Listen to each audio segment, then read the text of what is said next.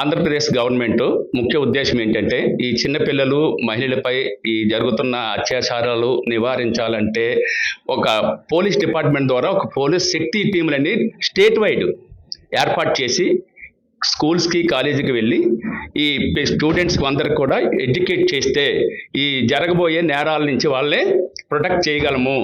వాళ్ళకి మీరు వెళ్ళి కాలేజీకి వెళ్ళి అవేర్నెస్ చేయండి. అలాగే పోలీస్ శక్తి యాప్ అని శక్తి ఏపీ పోలీస్ యాప్ అని ఒకటి ప్రతి ఒక్కరి దగ్గర ఉండాలి. వాళ్ళందరితో మీరు ఇన్స్టాల్ చేయించండి.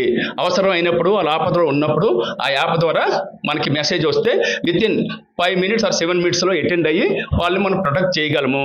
దానిలో భాగంగానే మన విశాఖపట్నం సిటీ పోలీస్ మన చీఫ్ కమిషనర్ శంకరప్రతి సారు ఆధ్వర్యంలో మన ఈస్ట్ ఏసీపీ లక్ష్మణమూర్తి గారు సార్ ఆధ్వర్యంలో మేము ఈస్ట్ శక్తి సబ్ డివిజన్ అని 4 పోలీస్ స్టేషన్ నుంచి మా రూపాదేవి, లావణ్య వీళ్ళంతా పోలీస్ డిపార్ట్మెంటు, శ్యామ్ సుందర్, నేను మీ అందరం కూడా ప్రతి స్కూల్స్కి కాలేజీకి వెళ్ళి ఈ child and women against crime గురించి వాళ్ళకి ఎడ్యుకేట్ చేయడం జరుగుతుంది.